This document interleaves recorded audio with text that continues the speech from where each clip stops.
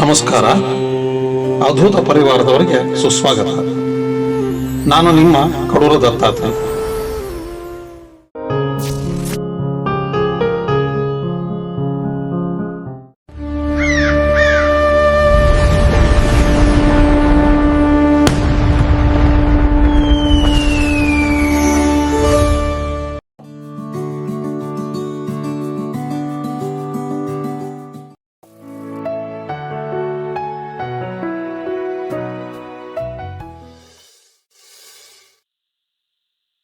ಗುರುವಿನ ಮಹತ್ವವನ್ನ ಹೇಳುವಂತ ಈ ಶ್ಲೋಕವನ್ನ ನೋಡಿ.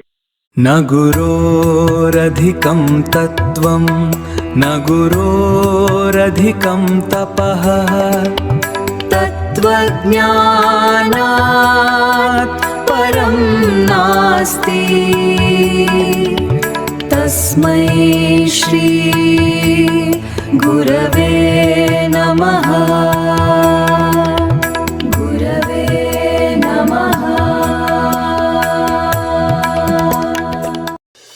ಸ್ವಾತ್ಮಾರಾಮಂ ನಿಜಾನಂದಂ ಶೋಕಮೋಹ ವಿವರ್ಜಿತಂ ಸ್ಮರಾಮಿ ಮನಸಾ ನಿತ್ಯಂ ಶ್ರೀ ವೆಂಕಟಾಚಲದೇಶಿಕಂ. ಸಕ್ಕರಾಯಪಟ್ಟಣದ ಹಲಸಿನ ಹಣ್ಣು ಲೋಕ ಪ್ರಸಿದ್ಧಿ. ತುಂಬ ಜನ ನೀವೆಲ್ಲ ತಿಂದಿರಬಹುದು ಅಂತ ನಾನು ಅಂದ್ಕೊಂಡಿದ್ದೀನಿ. ಒಂದಾದರೂ ಹಲಸಿನ ಮರ ನಮ್ಮೂರಿನ ತೋಟಗಳಲ್ಲಿ ಇಲ್ಲ ಅಂತಲೇ ಇಲ್ಲ. ಅಂದರೆ ಪ್ರತಿಯೊಂದು ತೋಟದಲ್ಲೂ ಕೂಡ ಒಂದಾರು ಹಲಸಿನ ಮರ ಇದ್ದೇ ಇರುತ್ತೆ. ಹಲಸಿನ ಹಣ್ಣಿನ ಸೀಸನ್ ಬಂದರೆ ಗುರುನಾಥರ ತೋಟದಲ್ಲಿ ಹೇರಳವಾಗಿ ಬೆಳೆಯುವಂಥ ಹಲಸಿನ ಹಣ್ಣಿನ ಸೀಸನ್ನಲ್ಲಿ ಗುರುನಾಥರ ಮನೆಗೆ ಬಂದಂಥ ಆತ್ಮೀಯರಾಗಲಿ ಬೇರೆಯವರಾಗಲಿ ಯಾವ ಭೇದನೂ ಮಾಡ್ದೇನೆ ಗುರುನಾಥರು ಎಲ್ಲರಿಗೂ ಹಲಸಿನ ಹಣ್ಣನ್ನು ಕೊಟ್ಟು ಕಳಿಸ್ಬಿಡ. ಆ ಹಲಸಿನ ಹಣ್ಣನ್ನು ತಿಂದು ಸಂತೋಷಪಟ್ಟಂಥವ್ರು ಅದು ಎಷ್ಟು ಜನ. ಅಂಥ ಗುರುಗಳ ಶಿಷ್ಯನಾದ ಈ ನಮ್ಮ ವಿಶ್ವಣ್ಣ ಏನು ಕಡಿಮೆ ಅಂತ ಅಂದ್ಕೊಂಡ್ರ, ಅವನ ತೋಟದಲ್ಲಿ ಹೇಳಿದ್ನಲ್ಲ, ಗುರುಗಳ ತೋಟದ ಪಕ್ಕದ್ದೇ ತೋಟ ಅವನದ್ದು ಅಂತ ಹೇಳಿ ಅಂತ. ಅವನ ತೋಟದಲ್ಲಿ ಕಲ್ಗ, ಜೋಲ್ಗ, ಇನ್ನು ಏನೇನೋ ಜಾತಿ ಹಲಸಿನ ಮರಗಳಿವೆ. ಇವನು ಅಷ್ಟೇ. ಸೀಸನ್ ಬಂತು ಅಂತಂದ್ರೆ ಸಿಕ್ಕದವ್ರಿಗೆ ಹಲಸಿನ ಹಣ್ಣು ಹಂಚಿ, ಸುಮ್ಮನೆ ಹಂಚುದಲ್ಲ, ಯಥೇಚ್ಛವಾಗಿ ಹಂಚಿಬಿಟ್ಟು ಸಂತೋಷ ಪಡುವಂಥ ಸ್ವಭಾವದವನು. ಗುರುಗಳು ಹೇಳ್ತಾ ಇದ್ದಂಥ ಪರೋಪಕಾರದ ಹಲವು ಗುಣಗಳನ್ನು ನಮ್ಮ ವಿಶ್ವಣ್ಣನಲ್ಲಿ ಕಾಣಬಹುದು.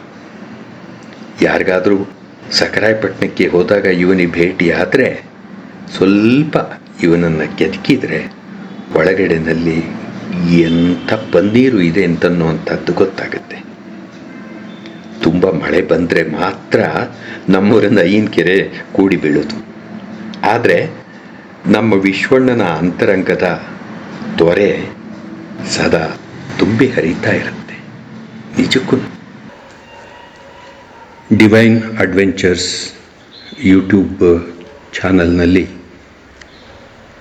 ವೀಕ್ಷಣೆ ಮಾಡ್ತಾ ಇರತಕ್ಕಂಥ ಎಲ್ಲ ಸಹೃದಯರಿಗೂ ಕೂಡ ಶುಭಾಶಯಗಳು. ಸ್ನೇಹಿತರೆ, 209ನೇ ಎಪಿಸೋಡ್ ಆದ ನಂತರ ಶ್ರೀಮತಿ ಜ್ಯೋತಿ ಹರೀಶ್ ಅಂತನ್ನೋರು ಒಂದು ಪ್ರಶ್ನೆನ ಕೇಳಿದ್ದಾರೆ. ಆ ರೀತಿಯಾದಂಥ ಪ್ರಶ್ನೆ ಬೇರೆ ವೀಕ್ಷಕರ ಮನಸ್ಸಿನಲ್ಲಿ ಕೂಡ ಇರಬಹುದು, ಇದ್ದೇ ಇರುತ್ತೆ. ನಮ್ಮೆಲ್ಲರಿಗೂ ಕೂಡ ಇತ್ತು. ಆದ್ದರಿಂದ ಆ ಪ್ರಶ್ನೆನ ಒಂಚೂರು ಗಮನಿಸೋದು ಒಳ್ಳೆಯದೇನೋ ಅಂತ ನನಗನ್ನಿಸ್ತು. ಹಾಗಾಗಿ ಆ ಪ್ರಶ್ನೆಯ ಹಿನ್ನೆಲೆಯಲ್ಲಿ ಕೆಲವು ವಿಚಾರಗಳನ್ನು ನೋಡ್ಬೋದೇನೋ ಅಂತ ನನಗನ್ನಿಸಿದೆ. ನೋಡಿ, ಅವರ ಪ್ರಶ್ನೆ ಹೀಗಿದೆ. I quote: many great souls attained state of ಅವಧೂತ by yoga, jnana, bhakti marga. Which path did ಗುರುನಾಥರು follow and who was his guru? Unquote. ಇದರ ಅರ್ಥ ಏನು ಅಂತಂದರೆ, ಬೇರೆ ಬೇರೆ ಅವಧೂತರುಗಳು ಯೋಗ, ಜ್ಞಾನ, ಭಕ್ತಿ ಮಾರ್ಗಗಳಿಂದ ಅವರು ಜ್ಞಾನವನ್ನು ಸಂಪಾದನೆ ಮಾಡಿ ಅವಧೂತರಾದರು. ಇದರಲ್ಲಿ ಗುರುನಾಥರದ್ದು ಯಾವ ಮಾರ್ಗ ಮತ್ತು ಅವರ ಗುರುಗಳು ಯಾರು ಅಂತನ್ನುವಂಥ ಪ್ರಶ್ನೆನ ಇವರು ಕೇಳಿದ್ದಾರೆ. ಈ ಪ್ರಶ್ನೆಗೆ ಉತ್ತರಿಸೋದು ಸುಲಭ ಅಲ್ಲ. ಹಾಗೇನಾದರೂ ಉತ್ತರಿಸೋದಕ್ಕೆ ಪ್ರಯತ್ನಿಸಿದರೆ ಅದು ಕೂಡ ಒಂದು ರೀತಿಯಲ್ಲಿ ದುಸ್ಸಾಹಸ ಅಂತಲೇ ನನಗನ್ಸುತ್ತೆ. ಇಷ್ಟಾದರೂ ಗುರುನಾಥರ ಪ್ರೇರಣೆಯಿಂದಲೇ ಒಂದಷ್ಟನ್ನು ನಿಮ್ಮ ಜೊತೆಯಲ್ಲಿ ಹಂಚ್ಕೊಳ್ಬೋದೇನೋ ಅಂತ ಅನ್ನಿಸ್ತಾ ಇದೆ.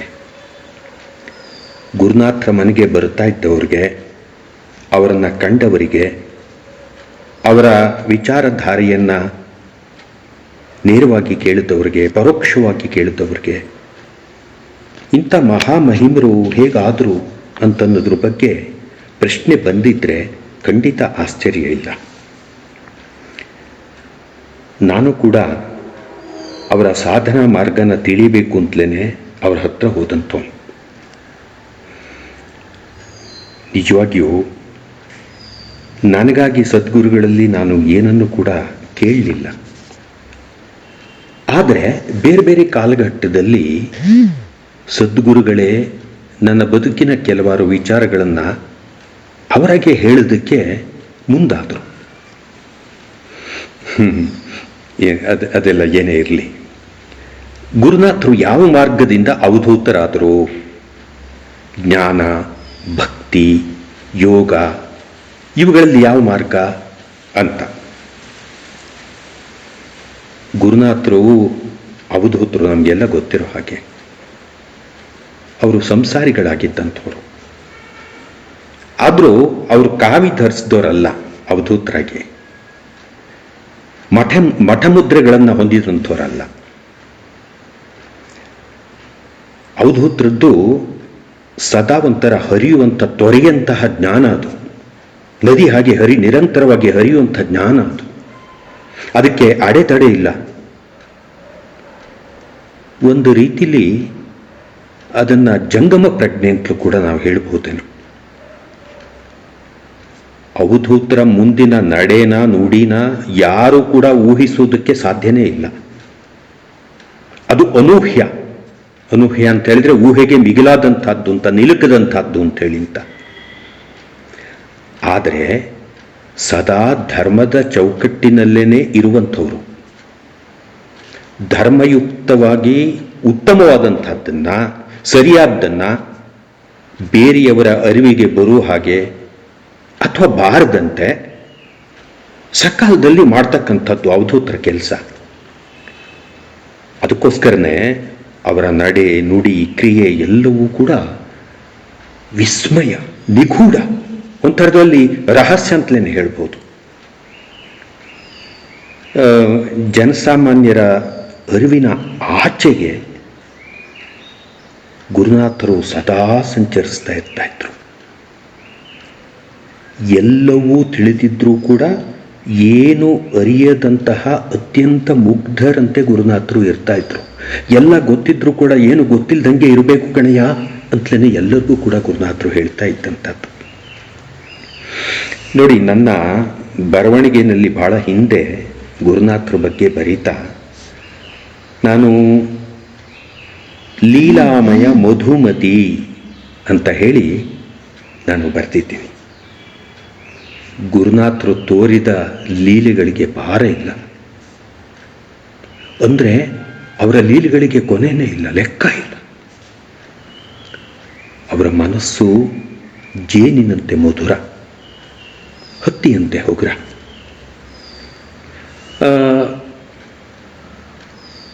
ಗುರುನಾಥರು ಅವಧೂತರಾಗಿದ್ದರೂ ಕೂಡ ಅವರು ಸಂಸಾರಿಗಳಾಗಿದ್ದರಿಂದ ಸಂದರ್ಭೋಚಿತವಾಗಿ ಸಣ್ಣ ಪುಟ್ಟ ಸಿಟ್ಟು, ಸೆಡುವು ಎಲ್ಲ ಗುರುನಾಥರಿಗೆ ಬರ್ತಾ ಇತ್ತು.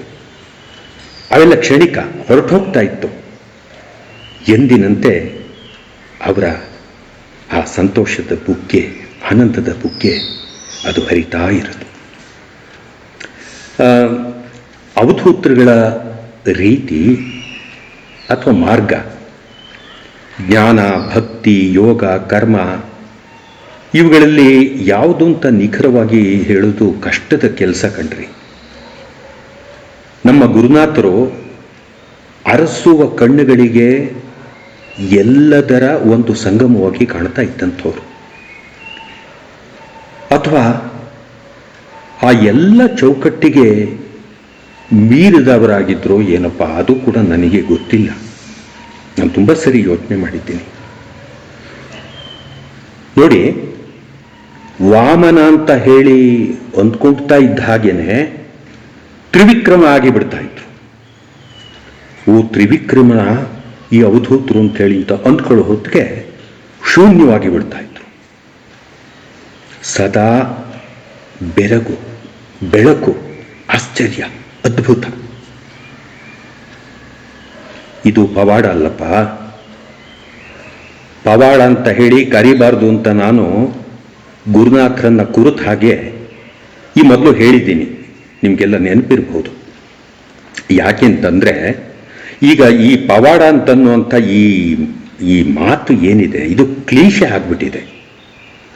ಒಂಥರದಲ್ಲಿ ಜನರನ್ನ ದಾರಿ ತಪ್ಪಿಸುವಂಥ ಒಂದು ತಂತ್ರ ಇದು ಅಂತನ್ನುವಂಥ ಅಪಖ್ಯಾತಿಗೂ ಕೂಡ ಈ ಪವಾಡ ಅಂತನ್ನುವಂಥದ್ದು ಗುರಿಯಾಗ್ಬಿಟ್ಟಿದೆ. ಆದ್ರಿಂದ ನಮ್ಮ ಗುರುನಾಥರ ವಿಚಾರಗಳನ್ನು ವಿವರಿಸುವಾಗ ಅಥವಾ ಹೇಳುವಾಗ, ಅಥವಾ ಇನ್ನೂ ಹೇಳಬೇಕು ಅಂದರೆ ಅರ್ಥ ಮಾಡಿಕೊಳ್ಳುವಾಗ ಬಳಸಬೇಕಾದಂಥ ಪದಗಳು ಯಾವುದು ಅಂತ ಹೇಳಿದರೆ ಲೀಲೆ ಮತ್ತು ಮಹಿಮೆ ಅಂತನ್ನುವಂಥದ್ದು. ಅವರು ಅಸಾಮಾನ್ಯ ಅನುಭಾವಿಗಳು ಮತ್ತು ಪರಮಜ್ಞಾನಿಗಳು.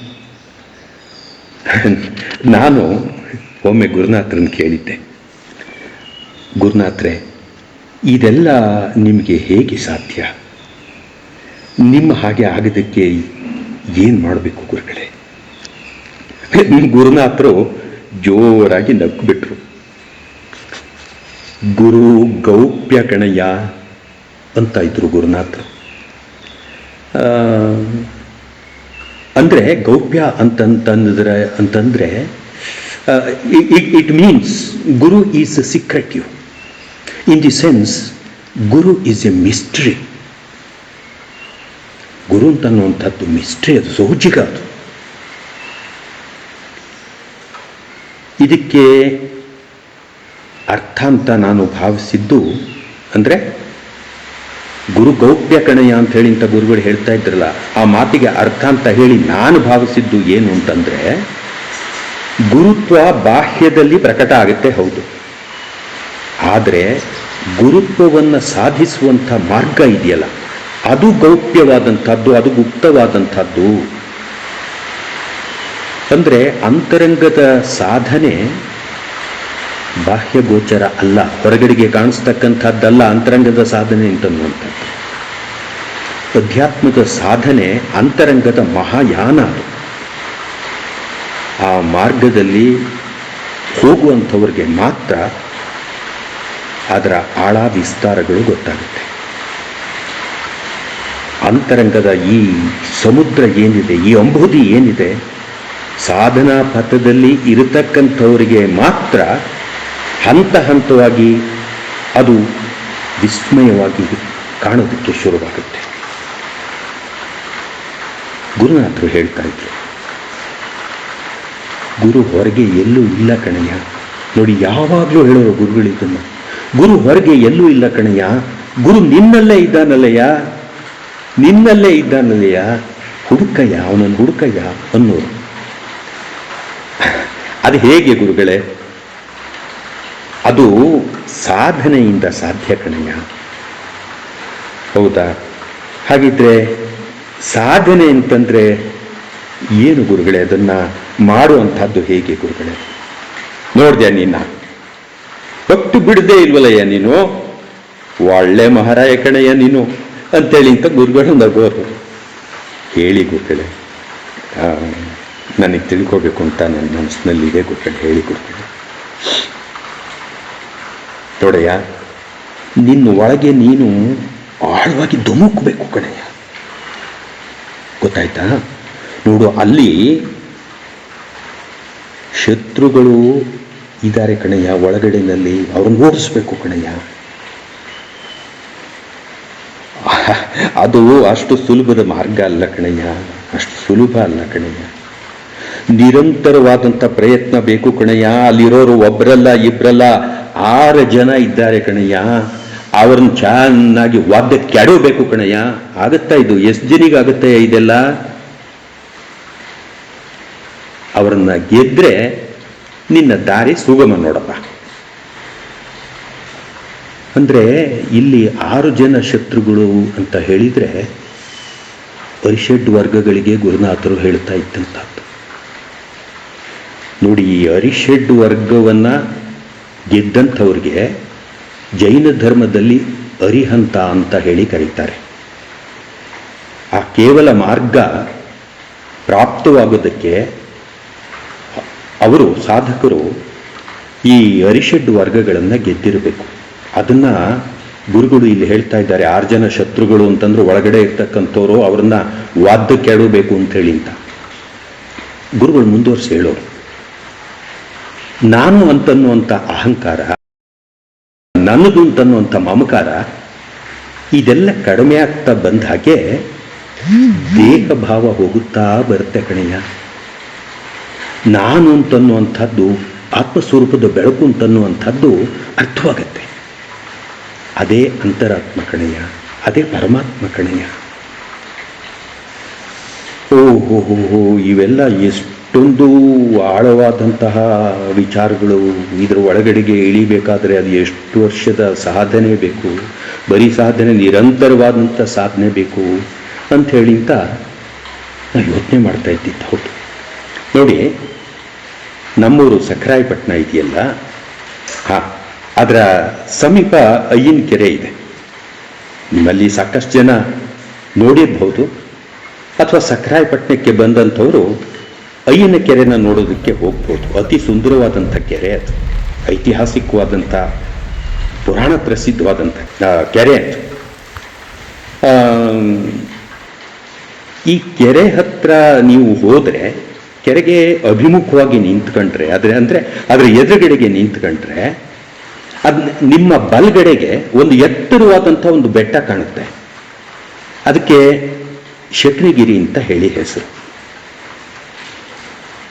ಎಷ್ಟು ಸುಂದರವಾದಂಥ ಪರ್ವತ ಅದು ಗೊತ್ತಾ?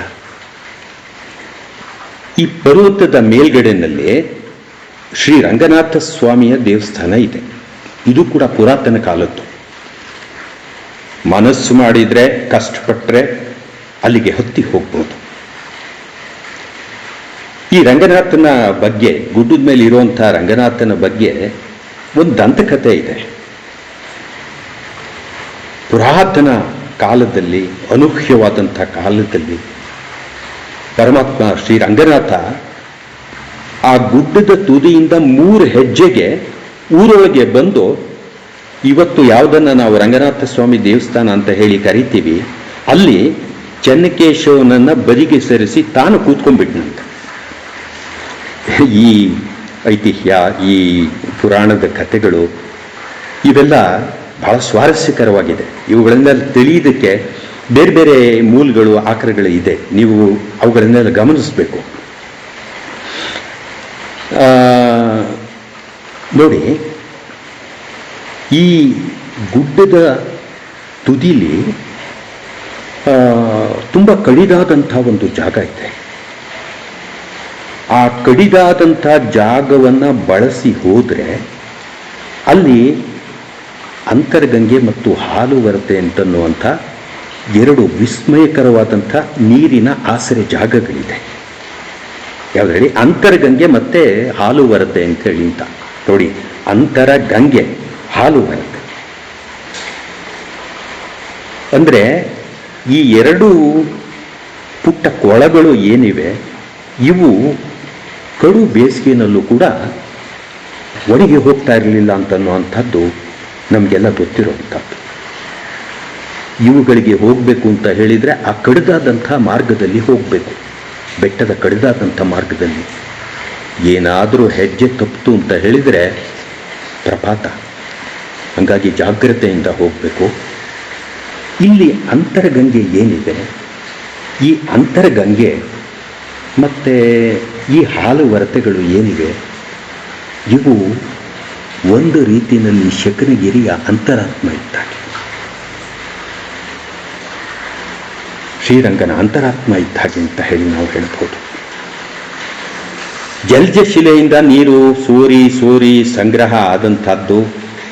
ಆಮೇಲೆ ಅದಲ್ಲದೆ ಹಾಲಿನಂತಹ ನೊರೆ ಅದ್ರ ಮೇಲೆ ಸಂಗ್ರಹ ಆಗಿ ತಳದಿಂದ ಉಕ್ಕುವಂಥ ಸಣ್ಣ ನೀರಿನ ಸೆಲೆ ಏನಿದೆ, ವರತೆ, ಅದು ಬಂದು ಅದು ಹಾಲು ವರತೆ ಆಗಿದೆ. ನೋಡಿ, ಈ ವರತೆ ಅಂತನ್ನುವಂಥ ಪದನ ಮಲೆನಾಡಿನಲ್ಲಿ ತುಂಬ ಬಳಸ್ತಾರೆ. ಮಳೆಗಾಲ ಕಳೀತ ಬಂತು ಅಂತನ್ನೋ ಹಾಗೆ ಒಳ್ಳೆ ಸಮೃದ್ಧವಾದಂಥ ಮಳೆ ಆಗಿತ್ತು ಅಂತಂದರೆ ಈ ಭೂಮಿ ಚೆನ್ನಾಗಿ ನೀರನ್ನು ಹೀರ್ಕೊಂಡಿದ್ರೆ ಭೂಮಿಯಿಂದ ನೀರು ಮೇಲೆ ಇಳುತ್ತೆ, ಬುಗ್ಗೆಯಾಗಿ ಚಿಲುಮೆಯಾಗಿ ಇದು ಮೇಲೆ ಇಳುತ್ತೆ. ಇದನ್ನು ವರತೆ ಅಂಥೇಳಿ ಅಂತ ಕರೀತಾರೆ.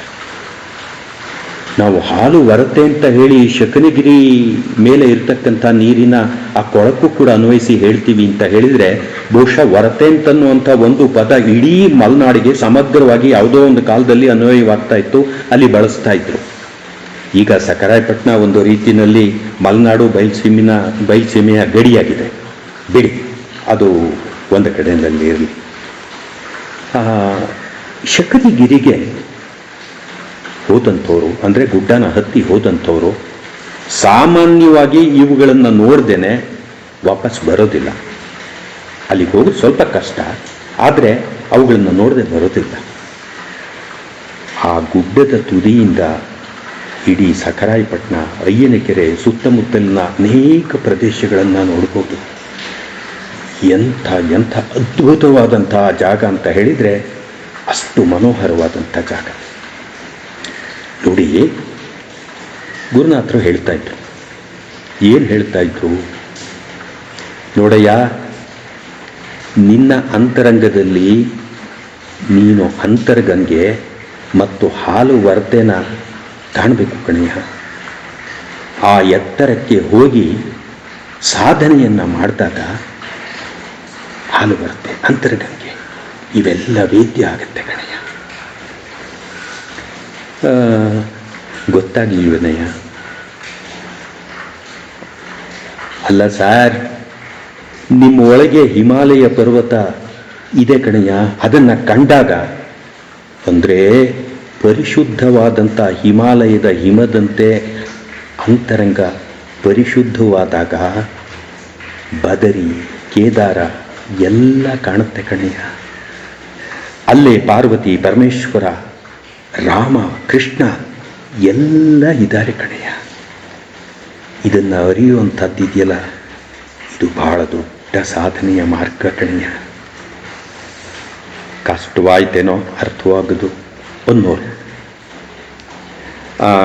ಅರ್ಥ ಆಯಿತು ಗುರುಗಳೇ, ಆದರೆ ಅದರ ಸಾಧನೆ ಹೇಗೆ ಅಂತ ಗುರುಗಳೇ ಆ ಪ್ರಶ್ನೆ ಇದ್ದೇ ಇದೆಯಲ್ಲ. ಗುರುಗಳು ಇಂಗಿತವಾಗಿ ನಗೋರು. ನೋಡಯ್ಯ, ನಾನು ಯಾವ ಕಾಡು ಮೇಡು ಯಾವುದನ್ನು ಸುತ್ತಲಿಲ್ಲ ಕಣಯ್ಯ. ನಮ್ಮ ಮನೆಯೇ ನನ್ನ ತಪೋಭೂಮಿ ಕಣಯ್ಯ. ನಾನು ಇಲ್ಲಿ ಇದ್ದುಕೊಂಡೇ ಎಲ್ಲವುದನ್ನು ಸಾಧನೆ ಮಾಡಿದ್ದು ಕಣಯ್ಯ. ಈ ರೀತಿಯಾಗಿ ಗುರುನಾಥರು ಹೇಳ್ತಾ ಇದ್ರು. ಗುರುನಾಥರ ಮನೆ ಅಡಿಗೆ ಮನೆಗೆ ಹೊಂದ್ಕೊಂಡಿರೋ ಹಾಗೆ ಒಂದು ದೇವ್ರ ಮನೆ ಇದೆ, ಅಥವಾ ಅದನ್ನು ಗುರುಪಾದುಕಾಲಯ ಅಂತಲೂ ಕೂಡ ಕರಿಬಹುದು ಏನಪ್ಪ. ಅವರ ಅಧ್ಯಾತ್ಮ ಸಾಧನೆಯ ತಪೋಭೂಮಿ ಅದೇನೆ. ಹಾಗಂತ ಗುರುನಾಥರು ನನಗೆ ಹೇಳಿದ್ರು, ಸಾಕಷ್ಟು ಸರಿ ಹೇಳಿದ್ರು, ನನ್ನ ಸಾಧನೆಯ ಸ್ಥಳ ಇದೆ ಕಣಯ್ಯ, ಇಲ್ಲೇ ಇದ್ದು ಇಲ್ಲೇ ನಾನು ಸಾಧನೆ ಮಾಡಿದ್ದು ಕಣಯ್ಯ ಅಂತ ಹೇಳ್ತಾ ಇದ್ರು. ಗುರುನಾಥರು ಅನನ್ಯ ಭಕ್ತಿ ಶ್ರದ್ಧೆಯಿಂದ ಅತ್ಯಂತ ಗೌರವಪೂರ್ವಕವಾಗಿ ಶೃಂಗೇರಿಯ ಶ್ರೀ ಶಾರದಾ ಪೀಠದ ಗುರು ಪರಂಪರೆನ ಕಾಯೇನ ವಾಚ ಮನಸ ಆರಾಧಿಸ್ತಾ ಇದ್ರು ಸದಾ. ತಾವು ಸ್ವತಃ ಆಗಾಗ್ಗೆ ಗುರುದರ್ಶನಕ್ಕೆ ಶೃಂಗೇರಿಗೆ ಹೋಗ್ತಾ ಇದ್ದಿದ್ದು ಮಾತ್ರ ಅಲ್ಲದೆ ಸಕರಾಯಪಟ್ಟಣಕ್ಕೆ ಗುರುನಾಥರನ್ನ ಕಾಣಕ್ಕೆ ಬರ್ತಾ ಇದ್ದಂಥ ಅನೇಕ ಜನಗಳನ್ನು ಶೃಂಗೇರಿಯ ಜಗದ್ಗುರುಗಳ ದರ್ಶನಕ್ಕಾಗಿ, ಅವರ ಆಶೀರ್ವಾದಕ್ಕಾಗಿ ಗುರುನಾಥರು ಕಳಿಸ್ಕೊಡ್ತಾ ಇದ್ರು.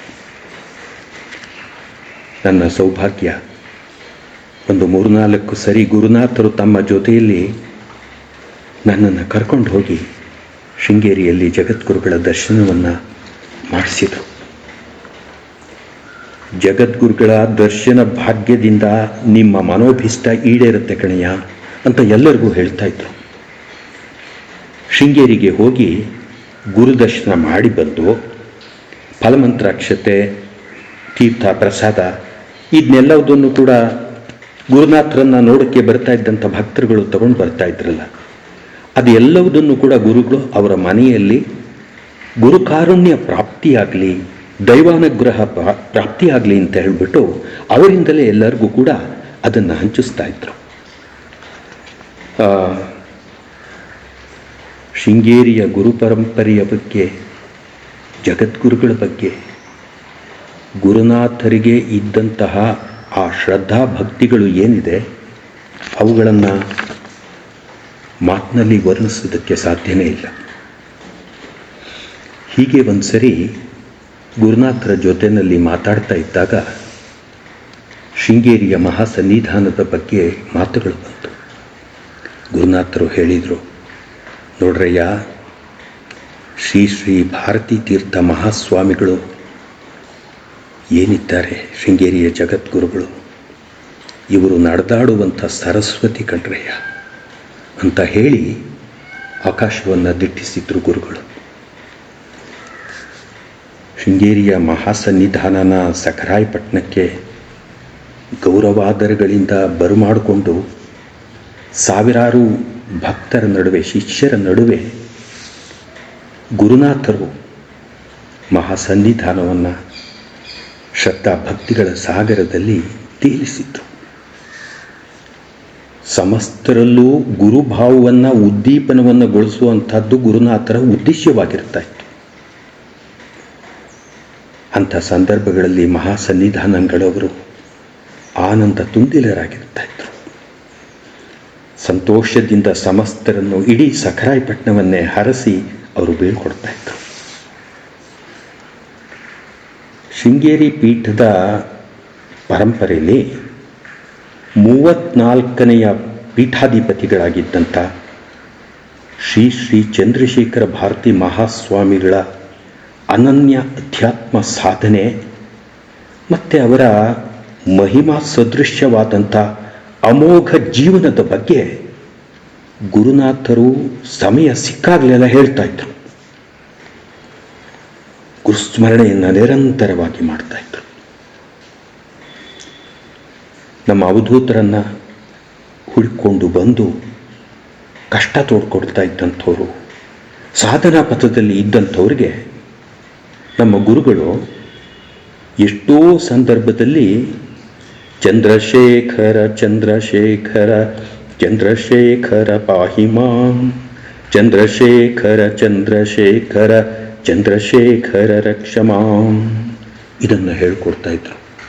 ಕೆಲವರಿಗೆ ನಿರಂತರವಾಗಿ ಇದನ್ನು ಹೇಳ್ಕೊಳ್ತಾರೆ, ನಿಮ್ಮ ಮನಸ್ಸಿನ ಒಳಗಡೆಯಲ್ಲಿ ನಿಮಗೆ ಗುರುಕಾರುಣ್ಯ ಪ್ರಾಪ್ತವಾಗುತ್ತೆ ಅಂತ ಹೇಳ್ತಾ ಇದ್ರು. ಶೃಂಗೇರಿ ಪರಂಪರೆಯ ಬಗ್ಗೆ, ಅಂದರೆ ಗುರು ಪರಂಪರೆಯ ಬಗ್ಗೆ ಅನನ್ಯವಾದಂಥ ಭಕ್ತಿ ಭಾವಗಳು ಗುರುನಾಥರಲ್ಲಿ ಇದ್ದರೂ ಕೂಡ ಬೇರೆ ಯಾವುದೇ ಸಿದ್ಧಾಂತಕ್ಕೆ, ಯಾವುದೇ ಸಂಪ್ರದಾಯಕ್ಕೆ ಸಂಬಂಧಪಟ್ಟಂಥ ಮಠಗಳಿರ್ಬೋದು, ಸ್ವಾಮಿಗಳಿರ್ಬೋದು, ಅಂಥವ್ರನ್ನು ಕೂಡ ಗುರುನಾಥರು ಅತ್ಯಂತ ಗೌರವದಿಂದ ಕಾಣ್ತಾ ಇದ್ರು. ಅಂಥವರು ಗುರುನಾಥರನ್ನು ಕಾಣೋದಕ್ಕೆ ಬಂದಾಗ, ಗುರುಗಳೇ ಅಂಥವರನ್ನು ಸಂಧಿಸಿದಾಗ, ಭೇಟಿ ಮಾಡಿದಾಗ ಅವರುಗಳನ್ನು ಅತ್ಯಂತ ಆದರ ಗೌರವಗಳಿಂದ ಅವರನ್ನು ಕಾಣ್ತಾ ಇದ್ರು. ಒಂದು ರೀತಿಯಲ್ಲಿ ಗುರುಗಳ ಅಂತರಂಗ ಅಂತನ್ನುವಂಥದ್ದು ಎಲ್ಲದನ್ನೂ ಕೂಡ ಒಳಗೊಂಡಂತಹ ಅನೂಹ್ಯವಾದಂಥ ಒಂದು ಆಕಾಶ ಅದಾಗಿತ್ತು. ಜ್ಞಾನಿಗಳ, ಪರಮಜ್ಞಾನಿಗಳ, ಬ್ರಹ್ಮಜ್ಞಾನಿಗಳ ಅಂತರಂಗ ಬಹುಶಃ ಹೇಗಿರುತ್ತೆ ಅಂತ ಹೇಳಿದರೆ, ಅವರ ಒಳಗಡೆಯಲ್ಲೇ ಅವರು ಸಮಸ್ತವನ್ನೂ ಕಾಣ್ತಾರೆ. ಮತ್ತು ಹೊರಗಡೆಯ ಎಲ್ಲದರಲ್ಲೂ ಕೂಡ ತಮ್ಮನ್ನು ತಾವು ಕಾಣ್ತಾರೆ. ಹಾಗಾಗಿ ತಾನು ಮತ್ತು ಹೊರಗಿಂದು ಬೇರೆ ಅಲ್ಲ ಅಂತನ್ನುವಂಥ ಭಾವನೆಯನ್ನು ಸದಾ ಸ್ಫುರಿಸ್ತಾ ಇರ್ತಾರೆ. ಗುರುನಾಥರಲ್ಲಿ ಈ ಥರವಾದಂಥ ಬೆಳಕನ್ನು ಅವರನ್ನು ಹತ್ತಿರದಿಂದ ನೋಡಿದಂಥವ್ರಿಗೆ ಗೊತ್ತಾಗ್ತಾ ಇತ್ತು. ಜೈ ಗುರುದೇವ ದತ್ತ. ಶಿರಸಾಷ್ಟಾಂಗ ನಮಸ್ಕಾರವನ್ನು ಮಾಡ್ತಾ ಇದ್ದೀನಿ. स्वात्मारामं निजानन्दं शोकमोहविवर्जितं स्मरामि मनसा नित्यं श्रीवेङ्कटाचलदेशिकम्. ವಿಡಿಯೋ ವೀಕ್ಷಿಸಿದ್ದಕ್ಕಾಗಿ ಧನ್ಯವಾದಗಳು. ದಯಮಾಡಿ ಡಿವೈನ್ ಅಡ್ವೆಂಚರ್ಸ್ ಚಾನಲ್ ಅನ್ನು ಸಬ್ಸ್ಕ್ರೈಬ್ ಮಾಡಿ, ಲೈಕ್ ಮಾಡಿ, ಶೇರ್ ಮಾಡಿ, ಫೇಸ್ಬುಕ್, ಇನ್ಸ್ಟಾಗ್ರಾಮ್ ಫಾಲೋ ಮಾಡಿ, ಮರೆಯದೆ ಕಮೆಂಟ್ಸ್ ಮಾಡಿ. ಧನ್ಯವಾದಗಳು.